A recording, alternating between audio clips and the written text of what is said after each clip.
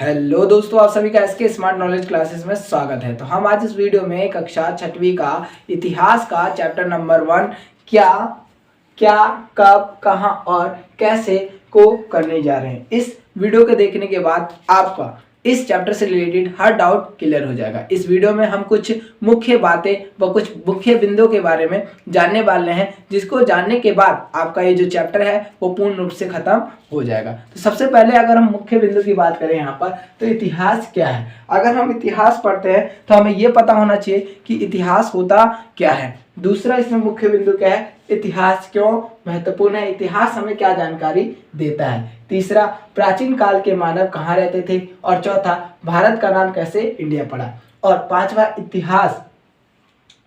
इतिहास का स्रोत किसे कहते हैं। यानी इतिहास का स्रोत क्या होता है, ऐसे स्रोत जिन्हें जानने के बाद हमें इतिहास के बारे में पता चलता है। तो सबसे पहले दोस्तों हम पहले मुख्य बिंदु के बारे में जानते हैं, आखिर इतिहास होता क्या है। तो इतिहास, जिसे इंग्लिश में हिस्ट्री भी कहते हैं, ये जो हिस्ट्री शब्द है वो ग्रीक भाषा के हिस्टोरिका से लिया गया है, जिसका जो शाब्दिक अर्थ होता है घूमकर ज्ञान प्राप्त करना। सर्वप्रथम अगर हम बात करें तो इस शब्द का जो उपयोग था वो हेरोडोटस ने किया था, इसलिए इतिहास के जनक हम हेरोडोटस को मानते हैं। अब हम चलते हैं। अब देखो क्या होता है इतिहास, आप सभी लोग जानते हो इतिहास पूर्व में घटित तो सभी घटनाएं जिनको जानने के बाद हम अपने वर्तमान की स्थिति को क्या होता है सुधारना। अगर वैसी घटनाएं अगर हमारे वर्तमान में आती है तो हम उसका निवारण ढूंढ सके। अब हम चलते हैं कि इतिहास पढ़ना क्यों महत्वपूर्ण है, आखिर क्यों जो इतिहास है वो हमें पढ़ना चाहिए और इतिहास हमें क्या जानकारी देता है। तो यहाँ देखिए इतिहास क्या जानकारी देता है। तो देखो सबसे पहले अगर हम बात करें तो इतिहास हमें यह जानकारी देता है कि कैसे जीव जंतु धरा स्थल पर आए और उन्होंने समय के साथ अपना कैसे बदलाव किया। और जो दूसरा है इसमें देखिए, इतिहास ये भी हमें बताता है कि सभ्यताओं और परंपराओं में कैसे विकास हुआ और जो मनुष्य है समय के साथ अपने विचारों में कैसे बदलाव लाए। तीसरा, हमें ये जानकारी देता है, इतिहास हमें ये बताता है कि कैसे मनुष्य के रहन सहन में बदलाव आया और कैसे उन्होंने समय के साथ अपने जीवन में नई नई चीज़ों को अपनाया। चौथा, ये इतिहास हमें ये जानकारी देता है कि कब कहाँ और कैसे कौन राजा बना। इतिहास हमें ये भी बताता है कि किस तरह भाषा की उत्पत्ति हुई और कैसे हमारे समय के साथ हमारे वस्त्रों में बदलाव आया। इतिहास हमें ये भी बताता है कि कैसे अनेक देशों ने अपने आज़ादी के लिए क्रांतियां लड़ी। तो देखो दोस्तों कितना अगर हमारा इतिहास है वो कितना महत्वपूर्ण है। ठीक है, अब हम चलते हैं। देखो तीसरा मुख्य बिंदु क्या था हमारा, कि प्राचीन काल के जो मानव थे वो कहाँ रहते थे। तो अगर हम बात करें जो प्राचीन काल के मानव यानी कि आदि मानव की बात करें तो सर्वप्रथम कहाँ रहते थे, नर्मदा नदी के नजदीक। यानी कई हजार सालों तक जो आदि मानव थे वो नर्मदा नदी के किनारे रहते थे और वो जो उनका जीवन था वो अस्थायी था, मतलब कि वो एक जगह टिक कर नहीं रहते थे। वो अपने जीवन यापन करने के लिए क्या करते थे, शिकार करते थे और कंदमूल इकट्ठा करते थे। ठीक है, दूसरी अगर हम बात करें तो वो कहाँ पर मिले हमें, और ये तो पहला तो नर्मदा नदी के नजदीक रहते थे। दूसरा सुलेमान की पहाड़ी, सुलेमान और किरतक की पहाड़ियों में भी रहते थे। वो लगभग आज से 8000 साल पहले जो आदि मानव थे वो सुलेमान की पहाड़ियों के पास रहा करते थे और ये उन पहले के लोगों में से थे जिन्होंने सबसे पहले खेती आरंभ की, यानी खेती की शुरुआत की और खेती के साथ साथ उन्होंने पशुपालन करना सीख लिया। भेड़ बकरी कुत्ता ये सब वो लोग पालते थे और जो उनका जीवन था वो क्या था, वहाँ का स्थायी जीवन था। और वहीं से कहीं ना कहीं बस्तियों का निर्माण होने लगा, लोग बस्ती बसाने लग गए। आखिर क्यों, और देखिए यहाँ पर तीसरा, गारो और विंध्य की पहाड़ियों पर भी जो लोग रहा करते थे, यहाँ पर उन्होंने सबसे पहले किसकी खेती की थी, धान की खेती की थी। और देखो सिंधु नदी के पास आरंभिक 4700 ईस्वी में बसाया गया था, 4700 साल पहले। फिर गंगा और सोन नदी के पास 4700 साल पहले क्या हुआ था, आरंभिक शहर बसा हुआ था। तो दोस्तों हमने तीसरे मुख्य बिंदु तक डिस्कस किया कि प्राचीन काल में जो मानव है वो कहाँ रहता था। अब हम डिस्कस करने वाले हैं चौथे बिंदु पर, आखिर भारत का नाम कैसे इंडिया पड़ा। ठीक है, तो भारत का नाम भारत कैसे पड़ा। तो दोस्तों हमारा भारत के नाम के अतिरिक्त दो नाम और हैं, हिंदुस्तान और इंडिया। ये इनका नाम कैसे पड़ा, तो हम इसके थोड़े इतिहास के बारे में जानते हैं कि हमारा भारत का नाम जो है वो भारत, हिंदुस्तान और इंडिया कैसे पड़ा। अगर सर्वप्रथम अगर हम बात करें तो भगवान प्रभु श्री राम जी के पूर्वज भारत कौन थे, भरत चक्रवर्ती सम्राट। उनका जो साम्राज्य था वो जम्मू कश्मीर से लेकर, कहां से दोस्तों, जम्मू कश्मीर से लेकर कन्याकुमारी तक फैला हुआ था। तो कहीं ना कहीं इस देश का नाम उनके नाम पर रख दिया था। क्या रख दिया था, भारतवर्ष। किस नाम से रख दिया था, सबसे पहला नाम इसका भारतवर्ष के नाम पर भारत का जो नाम है वो भारतवर्ष रख दिया था। दूसरे में क्या हुआ, जब उसके बाद आर्य जब भारत के अंदर कबीलों के रूप में विभिन्न जगहों पर बस जाते हैं, तो वहां पर एक बहुत बड़ा कबीला बन जाता है और उस कबीले का नाम क्या रख दिया गया था, भारत। तो कहीं ना कहीं उस कबीले के नाम पर इस पूरे देश का नाम क्या रख दिया गया था, भारत।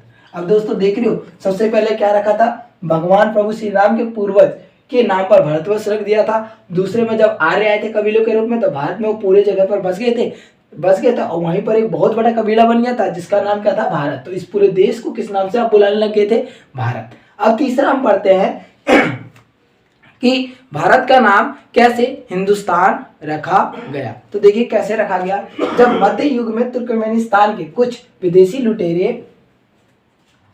लुटेरे आए तो उन्होंने सर्वप्रथम ये सिंधु नदी, यहाँ पर कौन सी नदी बहती है दोस्तों, सिंधु। हिमालय पर्वत के पश्चिम में कौन सी नदी बहती है, सिंधु नदी।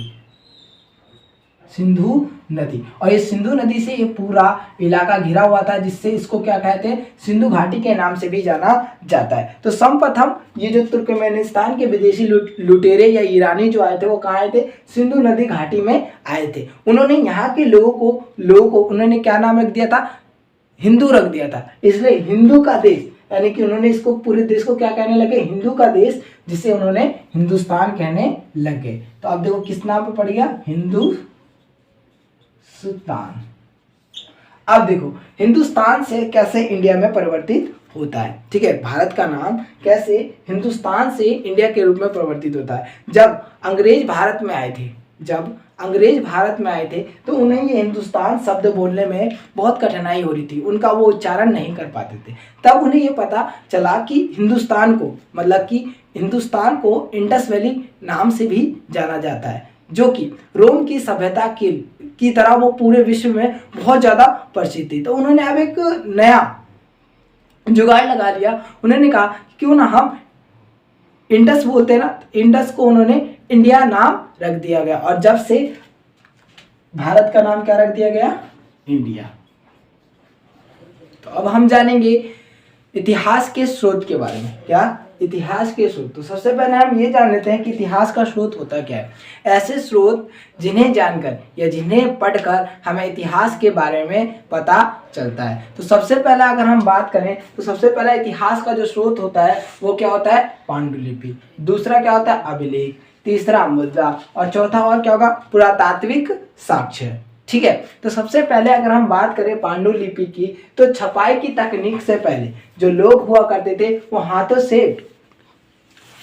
से लिखते थे। ठीक है, हाथों से पुस्तक लिखते थे, जिसे हम क्या कहते थे, पांडुलिपि कहते थे। ये भोजपत्र पर लिखा जाता था, जो कि बुर्ज नामक पेड़ से प्राप्त होता था। ठीक है, उसके बाद इन पुस्तकों में क्या लिखा जाता था, विज्ञान, व्यवहार, औषधियां, महाकाव्य, कविताएं आदि चीजें लिखी हुआ करती थी। इसे अधिक समय तक हम लोग क्या कर सकते थे, संरक्षित नहीं कर सकते थे। क्यों? क्योंकि ये पेड़ के पत्तों पर लिखा जाता था, जिसके कारण से कीड़ों मकोड़ों द्वारा खाकर नष्ट कर दिया जाता था। फिर उसके बाद क्या आया, अभिलेख। क्या आया, अभिलेख। अभिलेख के अध्ययन को हम लोग क्या बोलते हैं, एपिग्राफी भी कहते हैं। देखिए अभिलेख होता क्या है, किसी भी धातु, पत्थर, शिला पर खोद कर लिखे गए शब्द को अभिलेख कहते हैं। मतलब कि दोस्तों समझे, मतलब किसी भी पत्थर पर छेनी और हथौड़ा लिखकर उससे लिखे गए लेख को क्या कहते हैं हम लोग, अभिलेख कहते हैं। ये मंदिरों के दीवारों पर, मूर्तियों पर तथा ताम्र पत्रों पर लिखा जाता था। इस अभिलेख को कोई भी छेड़छाड़ नहीं कर सकता था। अगर कोई भी इस अभिलेख को छेड़छाड़ करता था तो क्या होता था, बदलने की कोशिश करता था तो तुरंत ही हमें क्या पता चल जाता था कि किसी ने इसका बदलाव किया है। आगे देखिए, अभिलेख से किसी भी देश की तत्कालीन राजनीतिक और सामाजिक और आर्थिक स्थिति के बारे में पता चलता है। ठीक है,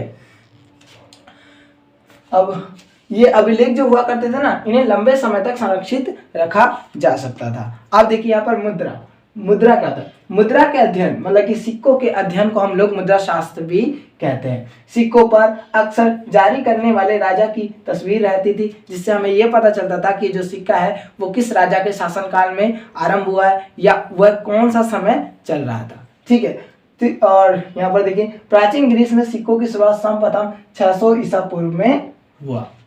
और एक हमारा क्या है, पुरातात्विक स्रोत, मतलब कि ऐसे स्रोत जिन्हें पढ़कर इतिहास के बारे में पता चलता है, इसे जानकर इतिहास के बारे में पता चलता है। और ये जो पुरातात्विक स्रोत होते हैं वो कौन से स्रोत होते हैं?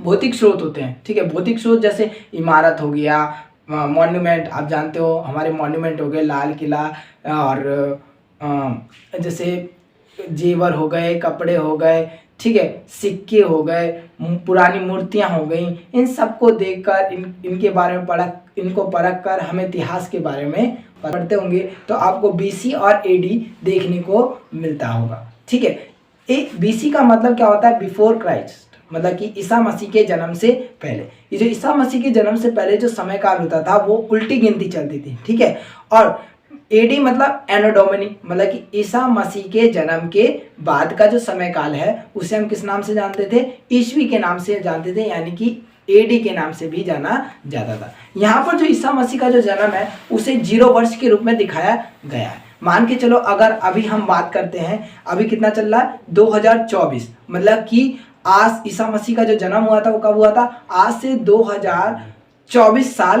पहले। ठीक है दोस्तों, अगर आपको हमारी वीडियो अच्छी लगी हो तो कृपया लाइक एंड सब्सक्राइब जरूर कीजिए। धन्यवाद।